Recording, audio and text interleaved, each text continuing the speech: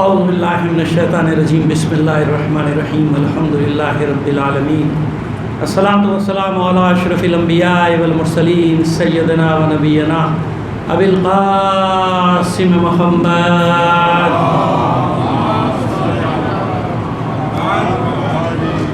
وآلہ الطیبین الطاہرین المعصومین ولعنۃ اللہ علی اعدائهم اجمعین من الآن الی قیام یوم الدین اما بعد فقد قال اللہ تعالی فی کتابہ المبین وہو اصدق القائلین وقولہ الحق بسم اللہ الرحمن الرحیم المال والبنون زینۃ الحیاۃ الدنیا والباقیات الصالحات خیر عند ربک ثوابا وخیر عملا صدق اللہ العلی العظیم. صلوات دینی محمد علیہ محمد.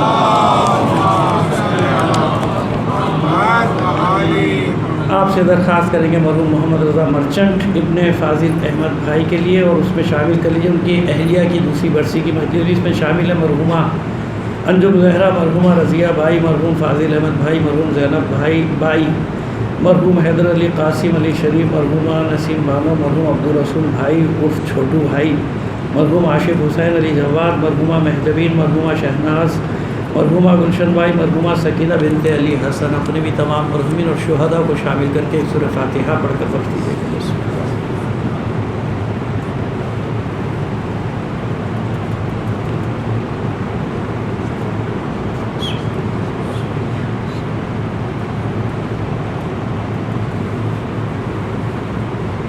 ایک صلوات عنایت فرما دیجیے محمد علی محمد. اجازت سے علماء کرام کی اجازت سے, آپ تمام احباب کی اجازت سے. المال والبنون زینۃ الحیات الدنیا والباقیات الصالحات خیر عند ربک ثوابا وخیر عملا. مال اور بیٹے یعنی اولاد دنیاوی زینت کا سامان ہے. دنیاوی زیب و زین جن سے ہوتی ہے وہ یہ دو چیزیں ہیں, یا انسان مال کی وجہ سے اپنے آپ کو بہت بڑا سمجھتا ہے, یا کثرت اولاد کی وجہ سے, کثرت نسل کی وجہ سے. میری قوم بڑی کہ میری قوم بڑی, میری برادری بڑی, میرا خاندان بڑا, یہ اس کو دنیا میں سمجھا جاتا ہے بڑائی کا معیار. المال والبنون زینۃ الحیات الدنیا, یہ دنیاوی زندگی کی زینت کا سامان ہے. اس سے انسان دنیاوی زندگی میں اپنے آپ کو بڑا محسوس کرتا ہے کہ میرا خاندان بہت بڑا اور میرے پاس مال بہت زیادہ. والباقیات الصالحات, اللہ کی بارگاہ میں جو چیز رہنے والی ہے, یا یوں کہیے کہ جو چیز زینت کا سامان بنتی ہے, جو چیز عزت کا سامان بنتی ہے, وہ ہے انسان وہ جو پیچھے نیکیاں چھوڑ کر جاتا ہے.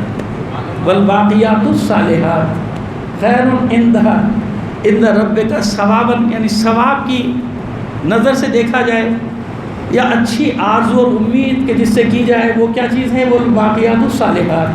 انسان جو نیکیاں چھوڑ کر پیچھے جاتا ہے نا, کام ایسے چھوڑ کر جاتا ہے جن کو باقیات الصالحات کہا جائے. ابھی تھوڑی سی تشریح کر دیں گے. اور وہ باقی رہ جانے والی چیز ہے, باقی سب چیزیں کیا ہوں گی؟ ختم ہو جائیں گی. ان میں اسے کوئی چیز دائمی عزت کا سبب نہیں بنے گی. ہاں اگر اسی مال کو اچھے راستے میں خرچ کر دے گا تو شاید وہ بھی اس کے لیے عزت کا باعث بن جائے. اولاد کی اچھی تربیت کر دے گا تو شاید وہ بھی باقیات الصالحات میں. لیکن صرف اور صرف یہ دو چیزیں اس قابل نہیں کہ انسان کو کہیں تک پہنچا دے. دو مقامات پہ یہ بات آئی ہے. یہ آیت تو سورہ کہف کی ہے 46ویں آیت. سورہ مریم میں بھی یہی ایک لفظ بدلا ہے, باقی یہی بات ہے. المال والبنون زینۃ الحیات الدنیا والباقیات الصالحات خیر عند ربک ثوابا وخیر مردا. وہی بات. یہ مال اور اولاد جو ہے یہ کیا ہے؟ دنیاوی زینت کا سامان ہے. اللہ کی بارگاہ میں جو باقی رہ جانے والی چیزیں ہیں وہ کیا ہیں؟ وہ تمہارے اعمال ہیں. والباقیات الصالحات, وہ باقی رہ جائیں گی. اور اسی کی بازگشت ہے. خیر و مردا کا مطلب بازگشت ہے, یعنی وہی نیکیاں پلٹ کر سامنے آئیں گی, وہ چیزیں سامنے آئیں گی. وہ چیزیں اب اس کی اور آسان تشریح کر دیں کہ انسان اگر موت سے بچنا چاہتا ہے, ہمیشہ زندہ رہنا چاہتا ہے, کس کی خواہش نہیں ہے بھائی؟ کسی کی اعلان یہ خواہش ہے, کسی کی پوشیدہ خواہش ہے. مرنا کوئی نہیں چاہتا, سب چاہتے میں زندہ رہوں. تو راز بتا دیا گیا نا کہ ہمیشہ زندہ رہو گے. اپنے تمہارے اعمال تمہیں کبھی مرنے نہیں دیں گے. یاد رکھیے, دو کرداروں کو کبھی بھی مرنے نہیں دیتی مشیت, ایک منفی ایک مثبت.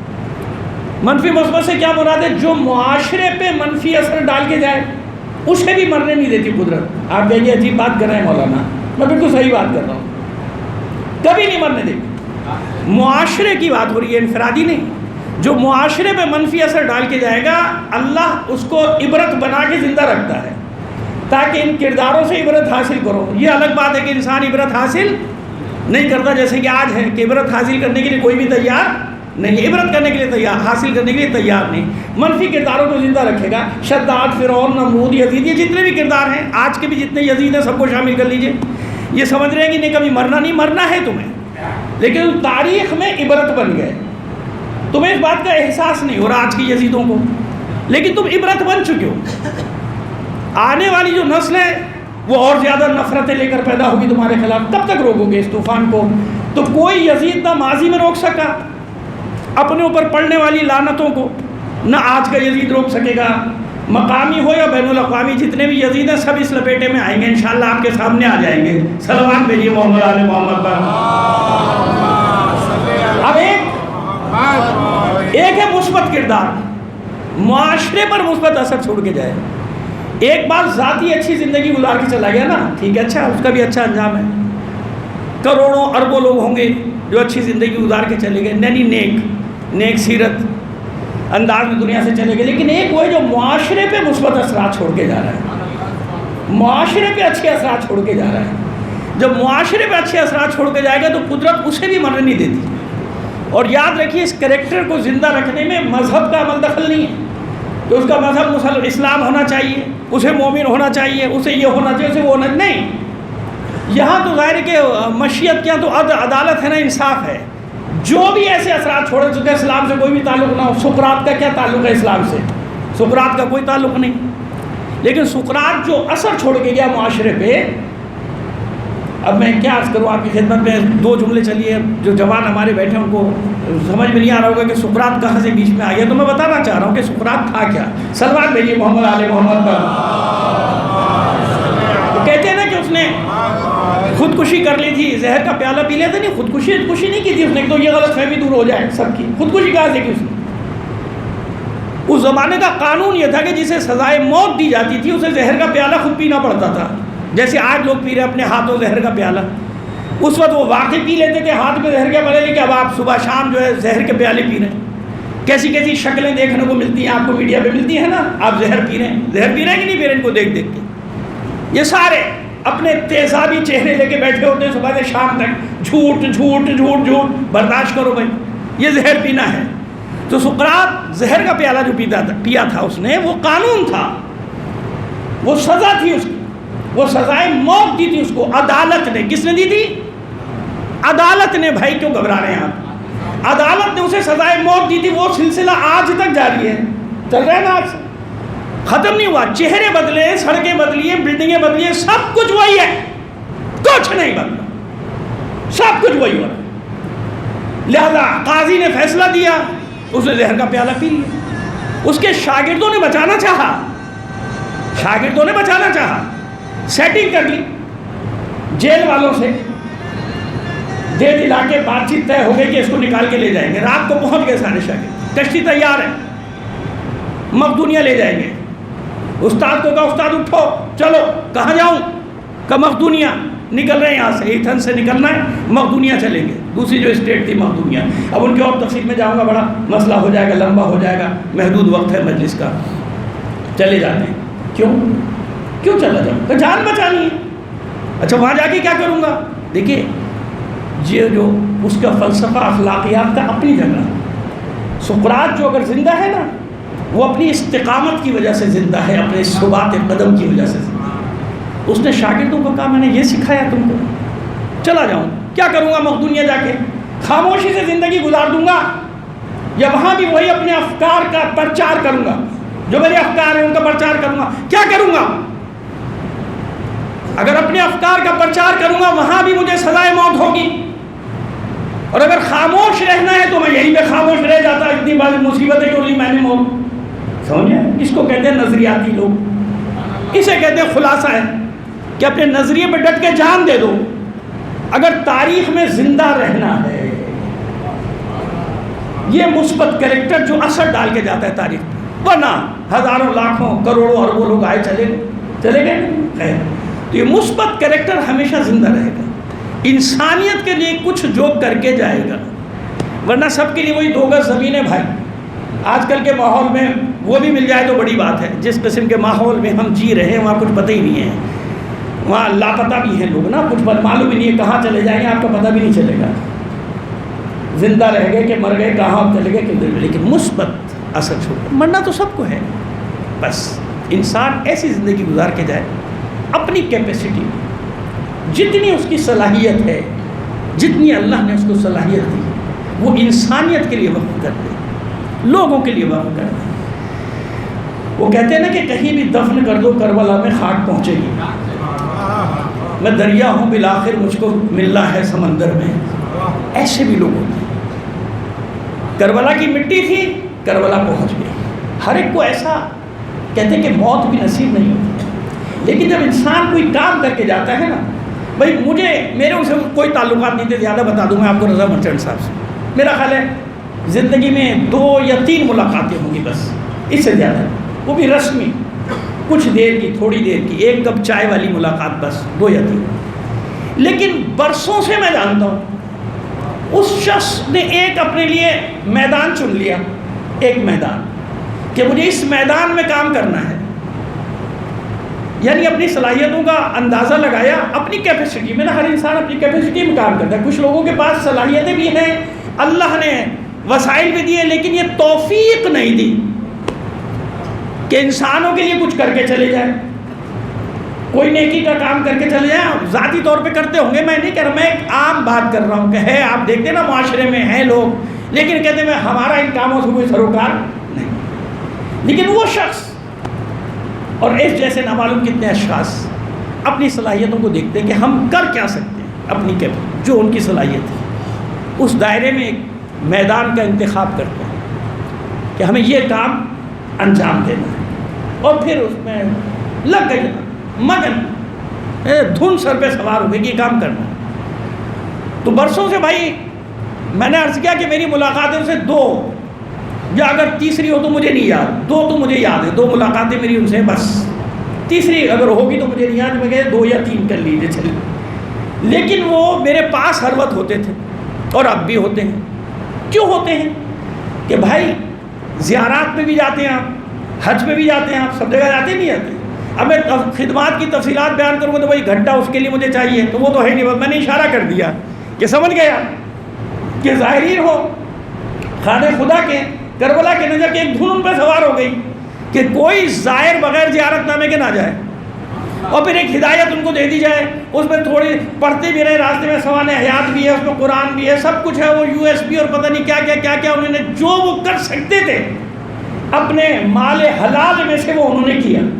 اور آپ جانتے ہیں کہ بلا معاوضہ کیا. کوئی دکان تو نہیں کھولی ہوئی تھی، انہوں نے بیچ رہے تھے کہ خرچ کرتے ہو، پھر اس کے بعد پروفٹ بھی کماتے ہو. چلو پروفٹ کما بھی لیتے تو کوئی حرام کام نہیں کرتے، لیکن انہوں نے ایسا نہیں کیا.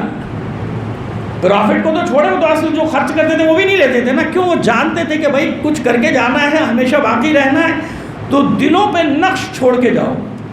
اب میرے حساب سے لاکھوں زائرین اور حاجی اب تک ہو چکے ہوں گے ان برسوں میں، چند برسوں میں، کہ 15 سال سے تو میں جانتا ہوں، پتہ نہیں کب شروع کیا تھا انہوں نے، 14-15 سال کے تو میں معلومات رکھتا. اس 14-15 سال میں کتنے حاجی، کتنے زائر. اللہ کے بندو، اب جب بھی وہ اس کتاب ہاتھ میں آئے گی، نام سامنے آئے گا کہ نہیں آئے گا؟ تو مثبت اثر کیا ہے کہ قیامت تک ان کو اس کا ثواب ملتا رہے گا. معذرت کے ساتھ ان کے بچے یہاں بیٹھے، ان کا تعارف ان کے بچے نہیں ہیں. ایسا ہے؟ نہیں ہے، میں ہی نہیں جانتا بھائی. تعارف ان کے بچے نہیں ہیں. وہ جو کام کر کے گئے نا، وہ جانتے تھے کہ یہ کام ان کو زندہ رکھے گا لوگوں کے دلوں میں ہمیشہ ہمیشہ کے لیے. نہیں معلوم، ہاں بچے اگر کام میں وہاں تک پہنچ گئے، اس سے بھی آگے چلے گئے تو نور علی نور، پھر تو جناب کیا بات ہے نا. پھر تو کہتے ہیں وہ آپ ضرب کرتے چلے جائیے، ملٹیپلائی کرتے چلے جائیے والباقیات الصالحات کو یہ مطلب ہے. اچھا ایک مطلب اور، کیونکہ وقت یہاں بڑا محدود ہوتا ہے اور میں لمبی چوڑی مجلس پڑھ نہیں سکتے، کیونکہ لوگ تھوڑی دیر کے بعد گھڑی دیکھنا شروع کر دیتے ہیں. صلوات بھیجیے محمد آل محمد پر. آئیے اب آئیے، اولاد صالح ہو تو باقیات الصالحات ہے نا. آئیے شروع میں جو میسج دینا تھا میں نے دے دیا, اب اسی پر بات کریں گے.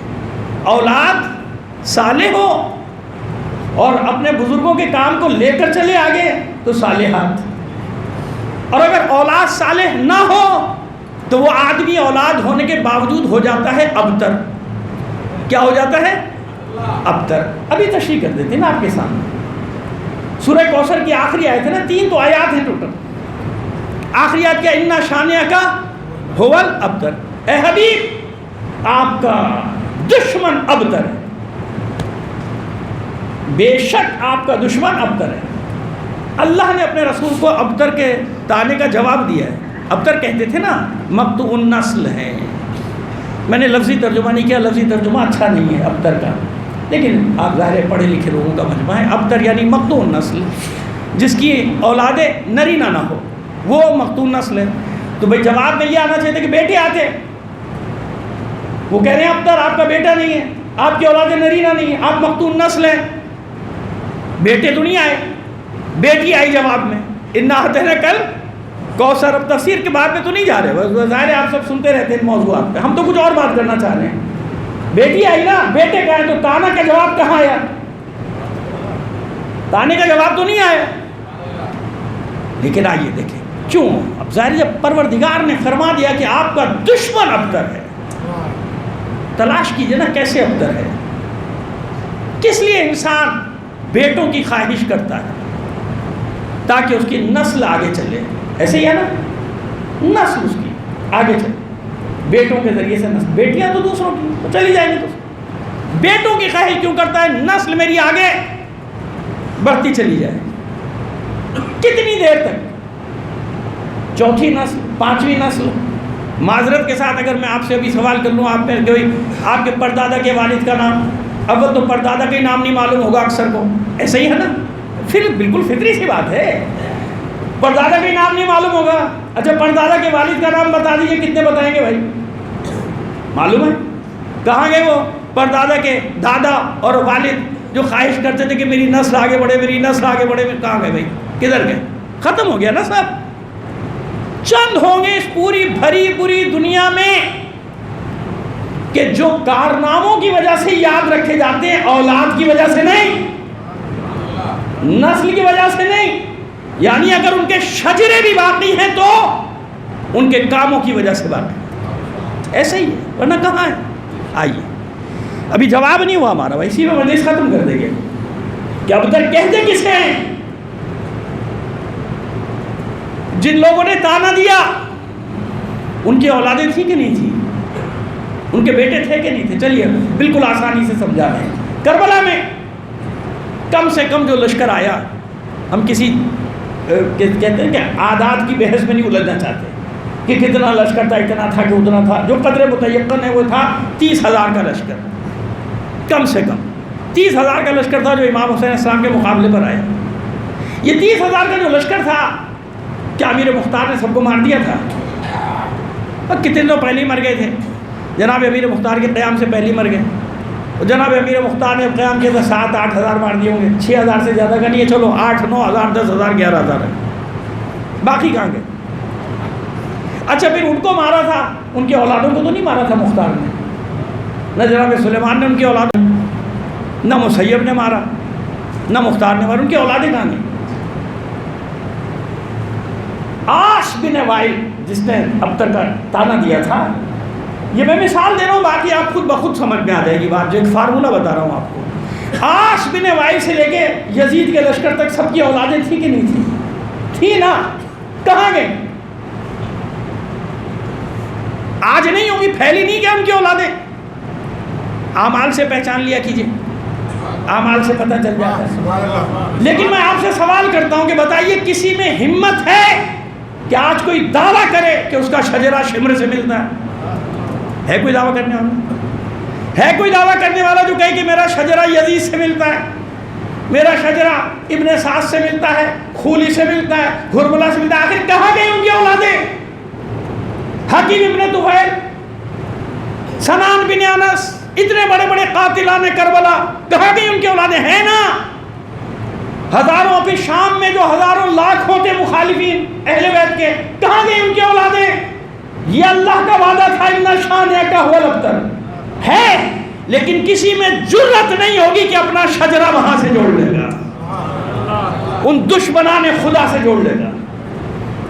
ختم کر دیا۔ مختون نسل یہ ہیں جن میں ہمت نہیں کہ بتائیں ان کے باپ دادا کون ہیں۔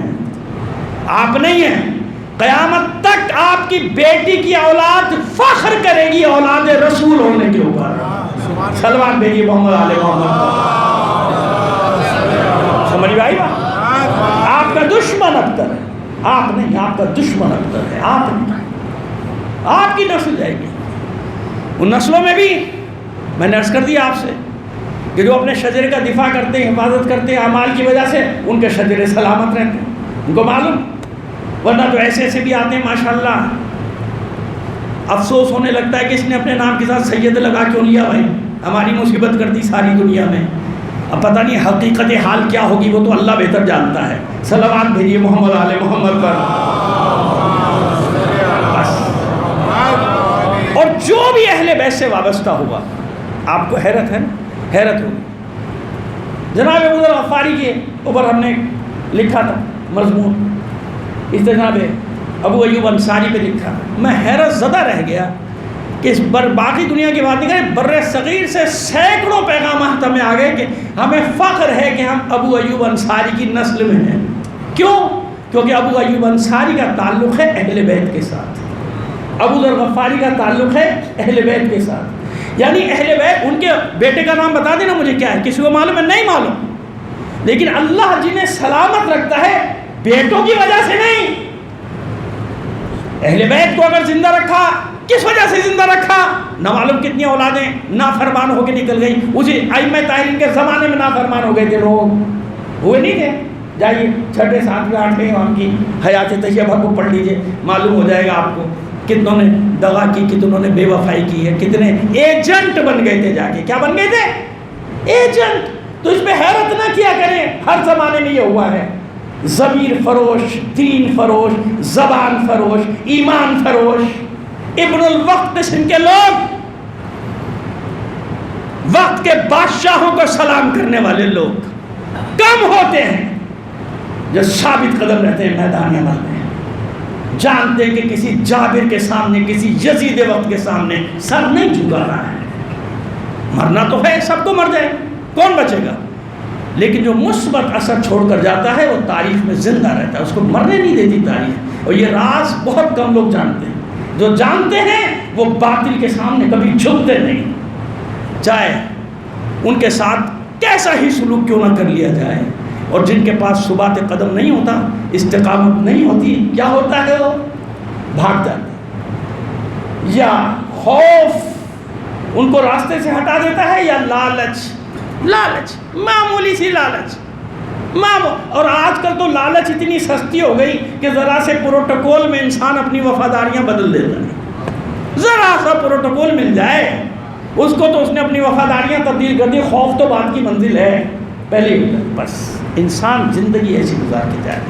کہتے ہیں مرد حر، مردان حر، ایسے تھوڑی ہوتا۔ اللہ کے رسول نے اگر رجل کہا علی کو، کیوں کہا رجل؟ کیا سارے مرد نہیں تھے کیا؟ کوئی تو کھڑا ہو کے کہتا کہ اللہ کے رسول ہم بھی تو مرد ہیں۔ عزیزوں، مؤنث مذکر الگ ہے، رجل ہونا الگ چیز ہے۔ لَأُعْطِيَنَّ الرَّاعِيَةَ غَدًا رَجُلًا، یہ سنتے رہتے ہیں سارا سال، آپ سنتے ہیں نا، لیکن یہ نقطہ آپ کو اس طرح سے کوئی نہیں بتائے گا، یہ ناچیز کوشش کرتا ہے یہ بتانے کی بات ہے۔ کیوں فرمایا اللہ کے رسول اس کو دوں گا جو مرد ہوگا؟ تو کیوں باقی کیا تھے؟ کہتے نا کھڑے ہو گئے کہ اللہ کے رسول ساری مرد ہیں، یہاں عورت کون ہے؟ لیکن نہیں، عرب تھے، سب عرب جانتے تھے کہ مذکر ہونا اور ہے، رجل ہونا اور ہے۔ اسی قرآن میں تشریح من المؤمنین الرجال، مومنین مذکر کا صیغہ ہے کہ نہیں ہے؟ چلو کامن ہے، اس جگہ پہ میں بھی جانتا ہوں کہ مومن مومنات سب شامل ہے، لیکن بھائی مومنین مذکر ہیں کہ نہیں ہے؟ کہ نہیں، من المؤمنین الرجال، مومنین میں کچھ مرد ہیں، ان کی علامت کیا ہے؟ صدقوا ما عہد اللہ علیہ، اللہ کی بارگاہ میں جو عہد کیا ہے اسے سچا کر دکھاتے ہیں۔ یعنی مرد کی پہچان کیا ہے؟ اپنی زبان کا پابند ہوتا، لوٹا نہیں ہوتا، صبح ادھر شام کو ادھر، شام کو ادھر صبح ادھر۔ مرد مرد ہوتا ہے، چاہے اس پر کتنی ہی مصیبتیں کیوں نہ آ جائیں۔ صلوات بھیجیے محمد آل محمد پر۔ رجل، سمجھ میں آ گیا؟ کبھی تشریح زندگی رہی، کبھی تشریح کر دیں گے اس کی، بس ہم سمیٹتے ہیں بیان کو۔ اور یاد رکھیے، زندہ رہنے کے لیے، ہمیشہ زندہ رہنے کے لیے انسان کو مرد ہونا چاہیے۔ ہمیشہ زندہ رہنے کے لیے ثابت قدمی ضروری ہے، ہمیشہ زندہ رہنے کے لیے استقامت ضروری ہے، ہمیشہ زندہ رہنے کے لیے مصیبتوں کے لیے تیار ہونا پڑتا ہے۔ ظالموں جابروں کو بلا کر ان کے ساتھ شریک ہو کر خوش نہیں ہونا پڑتا کہ لو بھائی یہ بڑا آدمی آیا تھا، یا یوں کہ یہ بڑا چور آیا تھا۔ کتنی خوشی کی بات ہے، ہمارے یہاں بہت بڑا چور آیا تھا، پاکستان کے بڑے چوروں میں سے ایک چور آیا تھا، 25 کروڑ عوام کو لوٹنے والا آیا تھا۔ مشکل ہوتا ہے یہ باتیں کرنا، لیکن میں کر جاتا ہوں۔ صلوات بھیجیے محمد آل محمد پر۔ سمجھ میں آ گیا؟ بس کوشش کیجیے کہ کوئی مثبت اثر ڈال کے جائیے معاشرے پر، ایسا کام کر کے جائیے۔ مرنا تو ہے بھائی، اب یہ انسان کے اپنے اختیار میں ہوتا ہے، عزت کی موت لے لے یا ذلت کی موت لے لے، موت آئے گی۔ لیکن بس یہ ہمارے اختیار میں کیسی موت اختیار کرتے ہو، عزت والی یا ذلت والی۔ عزت کی موت کے لیے ضروری ہوتا ہے مردوں کی طرح سے جینا، مرنا تو ہے، لیکن اپنی انسان صلاحیتوں کو دیکھے کہ میں کیا کر سکتا ہوں ان مظلوموں کے لیے۔ شیعہ سنی کا سوال نہیں ہے میرے بھائی، اپنی فکروں کو اتنا محدود نہ کرنا کبھی۔ شیعہ سنی کا مسئلہ نہیں ہے، مسئلہ ہے دم توڑتی انسانیت کا، مسئلہ ہے سسکتی بلکتی انسانیت کا، مسئلہ ہے بے ضمیری کے اس ماحول میں اپنے ضمیر کو بچانے کا، مسئلہ ہے ان معاشرتی برائیوں کے سامنے ڈٹ جانے کا، یہ مسئلہ ہے۔ اپنی صلاحیتوں کو انسان، ہر انسان تلاش کرے۔ کیا جھگڑا تھا حسین کا، کیا جھگڑا تھا حسین کا، کیا کر لیا حسین نے؟ اس وقت بھی لوگ یہ کہتے تھے جیسے آج کہتے ہیں کیا کر لیا آپ نے، کیا کر سکتے ہیں آپ، دیکھیں نا کیا ہو گیا آپ کے ساتھ، کیا کر لیا آپ نے، کیا کریں گے ان کے مقابلے میں۔ آج کا میں نے کہا نا، سڑکیں بدلی ہیں، بلڈنگیں بدلی ہیں، عمارتیں بدلی ہیں، فکر انسانی وہی ہے۔ یہی کہہ رہا تھا عالم اسلام، کیا کر لیا حسین نے، اپنے آپ کو بھی مصیبت میں ڈالا، اپنے خاندان کو بھی مصیبت میں ڈالا، خود بھی شہید ہو گئے، بنی ہاشم اور ساتھی جتنے وہ بھی سب، کیا فائدہ ہوا؟ وہ ابھی تک فائدے نقصان کے چکر میں تھے، انہیں معلوم نہیں تھا کہ حسین کر کے کیا گیا ان کے ساتھ۔ مسئلہ کوفے کا نہیں، مسئلہ مکے کا بھی ہے، مسئلہ مدینے کا بھی ہے۔ مکے میں لوگوں کو معلوم ہی نہیں ہوا کہ حج تو گیا، حسین گئے، حج گیا، وہ چکر ہی لگاتے رہے، وہ خانہ کعبہ کے چکر ہی لگاتے رہے، وہ انہیں معلوم نہیں قبلہ گیا، کعبہ گیا، حج گیا، وہ اپنے نصیب کے چکر کاٹ رہے تھے کعبے کے گرد، اور باتیں یہ کر رہے تھے کیا فائدہ ہوا، کون تھا ساتھ؟ کہتے بات حسین یہی تو قیامت تک آنے والے آزاد لوگوں کو سمجھا کے گیا کہ مسئلہ زندگی موت کا نہیں ہے، مسئلہ یہ ہے کہ کبھی جابروں کے سامنے سر نہ جھکا، کبھی ان خبیث یزیدوں کے سامنے گھٹنے مت ٹیکنا۔ حسین اتنا تو درس دے کے گیا نا، تا قیامت قد استبداد کر، موجے خونے او چمن ایجاد کر، وہ حسین۔ صحرا پہ کوئی نقش ہو سکتا ہے، ریت پہ کوئی چیز لکھی جا سکتی ہے، حسین ہے حسین، نقش الا اللہ بر صحرا نوشت، سطر عنوان نجات ما نوشت، بحر حق در خاک خون غلطی دست، بس بنائے لا الہ گردید است۔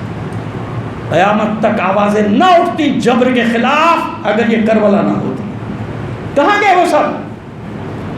ذلت کی گھاٹیوں میں پھینک دیے گئے وہ لاکھوں لوگ جو اس وقت تھے، جو سمجھ رہے تھے کہ یہ کیا فیصلہ کیا حسین، اپنے کو بھی اپنے خاندان کو بھی کن چیزوں کے مصیبتوں کے حوالے کر دیا۔ انہیں نہیں معلوم تھا کہ بچتے رہے ہیں، باطل بچتا رہا ہے، بدر میں بچ گیا، احد میں بچ گیا، خیبر میں بچ گیا، خندق میں بچ گیا، فتح مکہ کے وقت نقاب اوڑھ لی کلمے کی، بچ گیا، ہر جنگ میں بچے، دیکھ رہے تھے حسین، دیکھ رہے تھے ہر جنگ میں بچا، اس جنگ کی تیاری کر رہے تھے حسین کہ اب ان کو بچ کر جانے نہیں دینا۔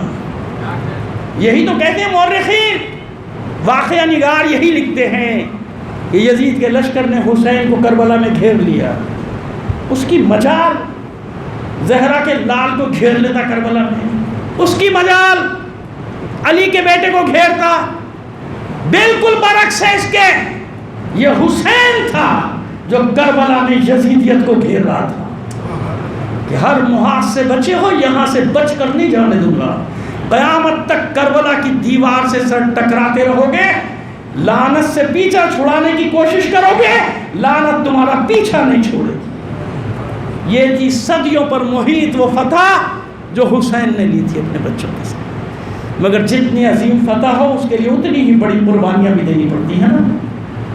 میں نے عرض کیا کہ وہ نہ ہوتا تو کچھ بھی نہ ہوتا۔ جتنی خدمات میرا دوست زائرین کے لیے، حاجیوں کے لیے، خدمت گزاروں کے انجام دے کر چلا گیا، اور وہاں چلا گیا جہاں کی مٹی تھی اس کی، وہیں چلا گیا، ختم۔ اس کو کہتے ہیں کہ جہاں کے لیے پیدا ہوا تھا وہیں پہ جا کے وہ ختم ہو گیا، جتنی خدمات وہ انجام دے سکتا تھا چلا گیا۔ کچھ بھی نہ ہوتا اگر کربلا نہ ہوتی۔ مجھے بتائیے، انصاف سے بتائیے، کربلا نے دین بچایا ہے نا، یہ تو پوری عالم اسلام شعوری اور لاشعوری طور پہ مانتا ہے۔ بنا لا الہ، یہی ہے نا، حقا کے بنا لا الہ، بنیاد کلمہ لا الہ الا اللہ کی بنیاد حسین۔ اقبال بھی یہی کہتے رہے، سارے یہی کہتے دنیا سے چلے گئے۔ اچھا خدا کا شکر کہ اقبال نے آج نہیں کہا، آج زندہ ہوتے تو ان کا گھر بھی جل چکا ہوتا، ان کو بھی مار مار کے گھسیٹا جا رہا ہوتا سڑکوں پہ۔ پہلے تو ان پہ غداری کا الزام لگتا، پھر ان پہ دین کے بے حرمتی کا الزام لگتا کہ یہ کیسے کہہ دیا تم نے کہ حسین کلمہ لا الہ الا اللہ کی بنیادیں جانتے نا۔ آج کل جس قسم کے دماغ ہمارے یہاں گھوم رہے ہیں شہروں میں، ابھی لاہور میں آپ نے ایک منظر دیکھ لیا نا اس کا، تو اس قسم کے لوگ جب معاشرے میں ہوں تو اقبال بھی اب جنت میں بیٹھ کے خدا کا شکر ادا کرتے ہوں گے، اللہ نے مجھے پہلے ہی اٹھا لیا، اس جگہ نہیں بھیجا مجھے۔ صلوات بھیجیے محمد آل محمد پر، کیونکہ اتنا محبوس، فکروں کو اتنا محبوس کر دیا۔ ایک کوئی بات کسی نے کہی اور مار قیامت آگے بھی آپ نے دیکھا نا۔ میں نے کہا اس میں تو کوئی زیادہ دور جانے کی ضرورت نہیں، روزانہ اس قسم کے واقعات معاشرے میں بھیجا۔ تو مجلس پڑھتے ہوئے مجھے ایک دفعہ ابو جہل کو برا بھلا کہنے لگا، مجھے میرا تھوڑا سا ڈر گیا کہ ایسا نہ اس کا کوئی رشتہ دار کھڑا ہو جائے کہ میرے دادے کو تو نے یہ کہہ دیا، میرے جد کو۔ اب تو وہ زمانہ آنے والا ہے، ابو جہل کو، ابو لہب کو کچھ نہیں کہا جا سکتا، لوگ کھڑے ہو جائیں گے ہمارا پردادا ہے، ہمارا جد ہے، تم نے کیسے کہہ دیا بھائی؟ کیونکہ اسے نہ قرآن پتہ، نہ حدیث پتہ، نہ تاریخ پتہ، نہ سیرت پتہ تو اسے کچھ ہے نہیں۔ اس کو جو دماغ میں ڈال دی جائے گی وہ لڑنے کے لیے کھڑا ہو جائے گا۔ اس ماحول میں ہم، یہ ماحول کس نے پیدا کیا؟ کس نے بنایا یہ ماحول؟ کس نے پروان چڑھایا ان ناسوروں کو؟ کون ان کا سرپرست بنا؟ کون ان کا سہولت کار بنا؟ مولویوں کو گالیاں دینے سے پہلے تو پوچھو ان مولویوں کو بنایا کس نے تھا؟ ان ملاؤں کی پنیری لگائی کس نے تھی؟ ان کی فصل اگائی کس نے تھی؟ ادھر تک جاتے ہوئے پر جلنے لگتے ہیں سب کے، بنانے والوں تک جانے تک پر جلنے لگتے ہیں کہ جو بنانے والا ہے وہ کون؟ 80 سے پہلے تو یہ ماحول نہیں تھا، اس ملک کا جو آج بنا دیا گیا نہیں تھا۔ تو بہرحال چلیے چھوڑیے، یہ دوسرا میسج ہو گیا۔ کیا ہوا؟ حسین نہ ہوتے ختم ہو گیا تھا دین، حلال حرام، حرام حلال سب ختم، چھٹی فارغ۔ جمعہ بدھ کو ہو رہا تھا، فجر کی 4 رکعت شروع ہو گئی تھی، نشے کے عالم میں تاریخیں ساری اشارے کر رہا ہوں، بس سب کچھ شروع ہو گیا تھا، بچا لیا، دین بچ گیا۔ دین بچ گیا یعنی بدر بچ گئی، ذوالعشیرہ بچ گئی، ہجرت بچ گئی، احد بچی، خیبر بچی، خندق بچی، مباہلہ بچا، غدیر بچا۔ کہاں سنتے ہو یہ سب؟ مجلس حسین بھی تو سنتے ہو نا، مجلس حسین ہے نا، اور کہاں سنتے ہیں علی کے فضائل، اور کہاں سنتے ہیں واقعات؟ مجلس مجلس مجلس، یہ وہ تربیت گاہ حسین دے کر گیا، یعنی انتقام لیا حسین نے۔ میرے بابا پہ سب شتم کرتے ہو، قیامت تک کے لیے ممبر میرا ہوگا، فضائل میرے بابا کے ہوں گے، ایسے ہی ہے نا؟ یہ ادنا صاحب، ایسے ظاہر ہے کہ عشرے کا موضوع ہے یہ، لیکن چلیے ہم نے ادنا سا ایک ہلکا سا اشارہ آپ کو دے دیا کہ کیا مطلب ہے، کیا بچایا حسین نے، یہ سب بچا کے کیا، لیکن قربانیاں کیا دینی پڑی اس کے لیے؟ ہے کوئی اتنی بڑی قربانیاں دینے والا؟ اگر کوئی اور ہوتا تو دنیا اس کی مثالیں دیتی، نظریاتی اور فکری طور پر، عقیدتی طور پر آپ کے ساتھ جو نہیں بھی ہے نا، وہ بھی جب مشکل میں آتے تو کربلا یاد آتی ہے انہیں، حسین یاد آتا ہے، حسین کی طرح، کربلا کی طرح۔ بھی میں سن رہا تھا، اب میں کیا کہوں اس کو، کہنے کو تو بہت کچھ دل چاہتا ہے، لیکن ملا کو سن رہا تھا، ہم کربلا والوں کی طرح ڈٹ جائیں گے، وہی ہے جو ہمیشہ کربلا کے خلاف آگے کھڑا ہوتا ہے، اسے کربلا یاد آ گئی آج، کربلا کے خلاف کھڑا ہوگا، روکے گا واقعہ تو اسی کے لیے کھڑا ہو جائے، تو اور کہیں ملے گا نہیں کچھ کسی کو، اس لیے حسین حسین ہے۔ مگر اس کے لیے یہ بھی تو دیکھیں نا، بچنے کا موقع تھا نہیں تھا نا، اپنے اہل و عیال کو بھی بچا سکتے تھے، اپنے دوستوں کو بھی بچا سکتے تھے، موقع بھی دیا تھا کہ جاؤ نکل جاؤ، شب عاشور کہا تھا نا نکل جاؤ، لیکن حسین بتانا چاہتا تھا وفاداروں اور بے وفاؤں کا فرق، کہ وفادار کسے کہتے ہیں اور بے وفا کسے کہتے ہیں۔ 400 فقہا ایک طرف جنہوں نے قتل حسین کے فتوے دیے تھے، آج بھی بیٹھے ہیں ایسے ملوم بیٹھے ہیں آج بھی، اور ایک فقیہ، لوگ کہتے ہیں ملا کہ میں کہ تمہیں وہ نظر آتے ہیں، قاضی شرح کے پیروکار سب تمہیں نظر آ جاتے ہیں، تمہیں حبیب ابن مظاہر نظر نہیں آتا؟ وہ بھی تو فقیہ ہے نا، جسے حسین کہہ رہا ہے فقیہ کوفہ، جسے حسین سند دے رہا ہے فقاہت کی، جسے حسین بتا رہا ہے کہ یہ ہے فقیہ، جسے حسین لکھ رہا ہے، حسین کی جانب سے اپنے دوست بھائی فقیہ کوفہ کے نام بتایا کہ فقیہ کسے کہتے ہیں، تو پہچان ہے، سب خلط ملط نہ کر دیا کرو، الگ الگ رکھا کرو، کیریکٹرز ہیں یہ، الگ الگ کیریکٹرز ہیں۔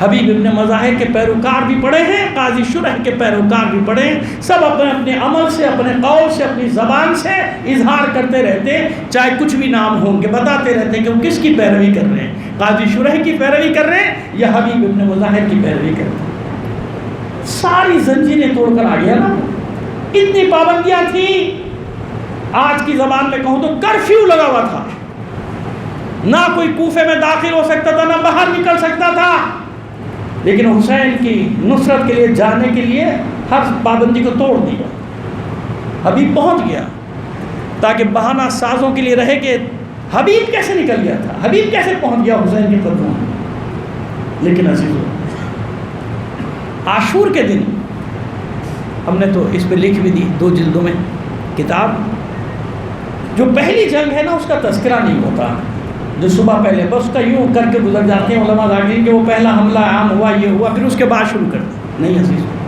پہلا معرکہ بڑا غضب کا معرکہ، قیامت کا معرکہ۔ اس پہلے معرکے میں جس میں آدھے انصار شہید ہوئے، میں نے ایک ایک کی تفصیل لکھی ہے باقاعدہ، اس پہ اشرح بھی پڑھے، تفصیل بھی لکھی ہے 2 جلدوں میں، ان مجاہدوں کی جو پہلے حال یہ تھا، یزید ابن ثبیت انصاری اور اس کے 2 بیٹے عبداللہ اور عبیداللہ جو بصرے سے آئے تھے، حسین کے خیمے کے باہر لڑ رہے تھے، کوئی نزدیک نہ آنے پائے، اور جب باپ شہید ہو گیا، یزید ابن ثبیت نام ہے اس کا، جب شہید ہو گیا تو دونوں بیٹے رو رہے تھے اور لڑتے رہے تھے، رو رہے تھے اور لڑ رہے، تو حسین نے حیرت سے کہا روتے کیوں ہو، جنت تمہاری منتظر ہے، کہا اپنے اوپر نہیں رو رہے فرزند رسول، ہم تو اس بات پہ رو رہے ہیں کہ جب ہم مر جائیں گے تو کیا ہوگا علیہ رسول کا۔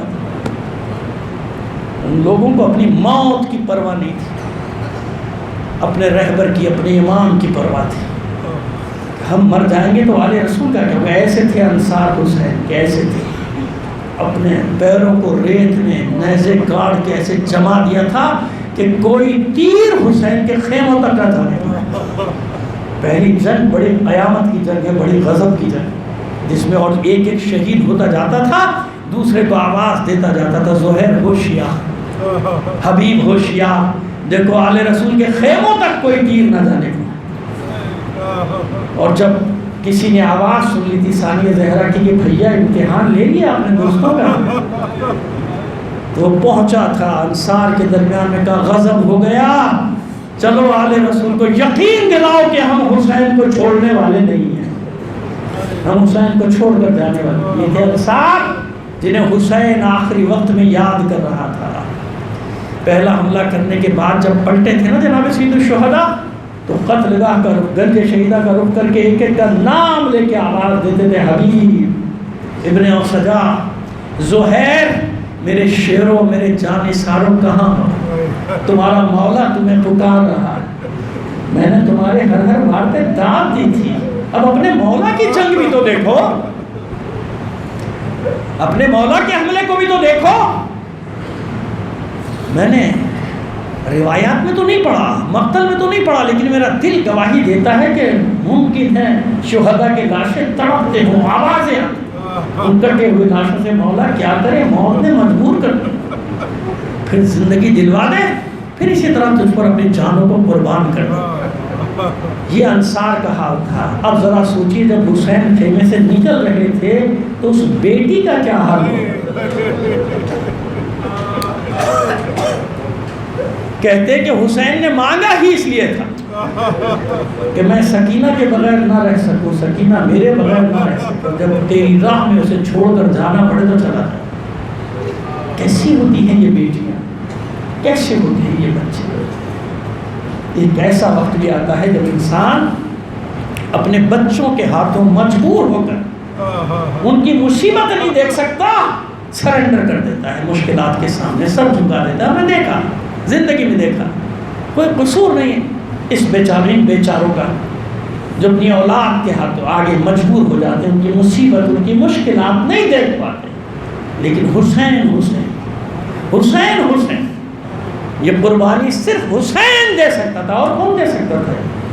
یہ 4 سال کی بچی جب دوڑ رہی تھی قتلگاہ میں، بابا بابا چلا رہی تھی، اس کے دامن میں آگ لگی تھی، اس کے کانوں سے لہو بہہ رہا تھا.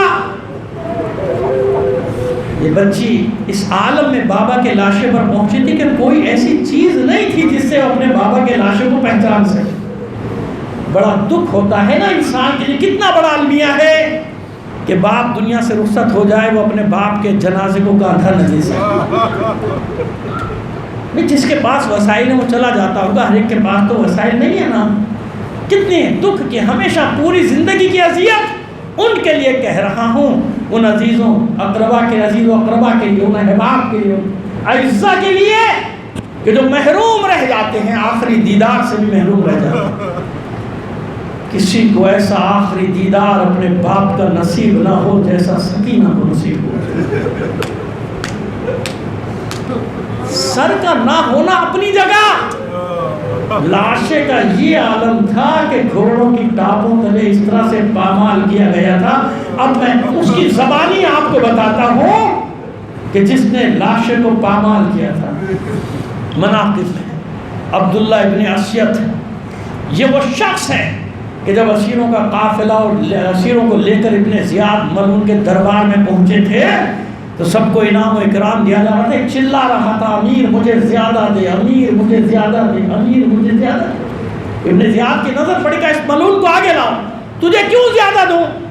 تو کہتا ہے امیر میں نے وہ کام کیا جو کربلا میں کوئی کرنے کو تیار نہ تھا. کیا کیا تھا کہ میرے دامن کو زر و جواہر سے بھر دے. سن، جب حسین قتل ہو چکے تھے، سر تن سے جدا کر چکا تھا شیمر، عمر صاحب نے حکم دیا تھا کہ حسین کے لاشے کو پامال کر دیا تھا. قتل کرنے کے باوجود، اتنے مظالم ڈھانے کے باوجود کسی کی ہمت نہیں ہوتی تھی کہ آگے بڑھتا. پوری مناقب میں یہ پوری روایت موجود ہے، وہیں سے پڑھ رہا ہوں. پوری روایت کہیں ادھر ادھر سے نہیں پڑھ رہا، جو موجود ہے وہ پڑھ رہا ہوں. کسی کی ہمت نہیں ہوتی تھی کوئی آگے بڑھ جائے حسین کا لاشا پامال کرنے کے. انعام کا اعلان کیا، کوئی آگے نہیں بڑھا. میں آگے بڑھا، میں نے کہا انعام کی رقم کو دوگنا کر دے، میں یہ کام کروں گا تیرے لیے. اس نے کہا دگنے سے بھی زیادہ کر دو. کہتا میں نے اپنے 10 ساتھیوں کے ساتھ گھوڑوں کی نال بندی کی، اور یقین جانیے جب میں 10 ساتھی کہہ رہا ہوں تو 10 کے نام لکھے مناقب نے، پورے 10 ملعونوں کے نام لکھے وہاں پہ. کہتا 10 ساتھیوں کے ساتھ گھوڑوں کی نال بندی کی، اور امیر ہم نے حسین کی لاش کو پامال کیا. ایک بار نہیں، سنیے جملہ، ایک بار نہیں، میں نے اس کیا پوری ذمہ داری سے پڑھ رہا ہوں جملے کو، ایک بار نہیں، ہم نے حسین کی لاش پر اتنی بار گھوڑے دوڑائے تھے کہ حسین کا جسم زمین کے ساتھ ایسے ہو گیا تھا جیسے گندم کو دو چکی کے دو پاٹوں کے درمیان میں پیسا جاتا ہے۔ میں یہ روایت کبھی نہ پڑھتا اگر میرے سامنے زیارت ناہیہ کا، امام زمانہ کا وہ جملہ نہ ہوتا جس میں آپ فرماتے ہیں میرا سلام ہو اس لاشے پر جو گھوڑوں کی ٹانگوں تلے اس طرح پامال کیا گیا تھا کہ اس کے جو بند الگ ہو گئے تھے وہ خاک کے ساتھ یکساں ہو گیا تھا۔ خاک کربلا اڑ کر اس کا کفن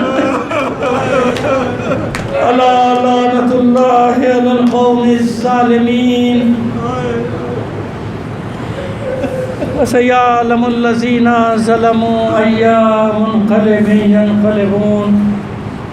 بار الہ بحق محمد و آل محمد ہمارے اس قلیل عمل کو قبول فرما لے، اپنی حاجات اپنے امام زمانہ کے توسل سے تیری بارگاہ میں پیش کرتے ہیں۔ دنیا میں جہاں کہیں بھی مومنین آباد ہیں ان کی جان و مال، عزت و آبرو کی حفاظت فرما، عزاداران حسین کو حفظ و امان میں رکھ۔ جو مومنین عزادار ہونے کے جرم میں شہید کر دیے گئے انہیں شہداء کربلا کے ساتھ محشور فرما۔ بیمار ہیں، بے حد سے بیمار کربلا اور سب کو صحت کاملہ و عاجلہ عطا فرما۔ رسیم ہیں، لاپتہ ہیں، بے حد اسیران کربلا جلد از جلد ان کو قید سے رہائی عطا فرما۔ بار الہ دنیا میں جہاں کہیں بھی مومنین باطل قوتوں سے برسر بیکار ہیں مومنین کو فتح و نصرت عطا فرما۔ دشمنان اسلام، دشمنان اہل بیت کو شکست فاش سے دوچار کر، بالخصوص اسرائیل کے نجس وجود سے اس روئے زمین کو پاک کر۔ بار الہ فلسطین اور غزہ کے لوگوں کو استقامت عطا فرما۔ عالم اسلام کو بے حسی ختم کرنے کی توفیق عطا فرما۔ بار الہ ہم اس قابل نہیں ہیں، اس قابل بنا دے جب تیری آخری حجت کا ظہور ہو ہم اس کے ادنا سے سپاہیوں میں شامل ہو سکتے ہیں۔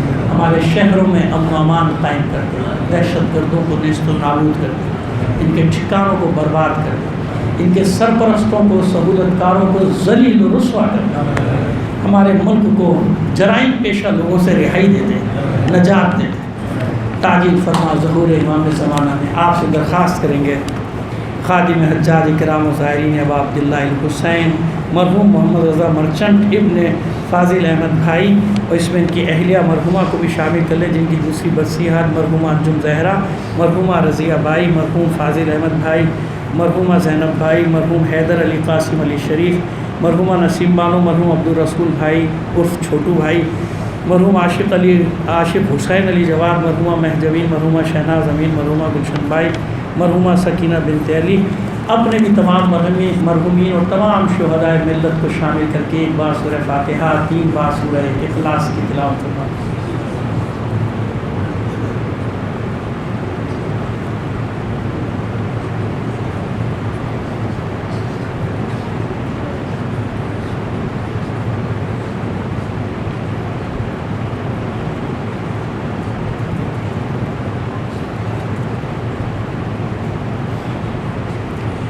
اللهم اغفر للمؤمنين والمؤمنات والمسلمين والمسلمات الأحياء منهم والأموات تابع بيننا وبينهم بالخيرات إنك مجيب الدعوات إنك على كل شيء قدير برحمتك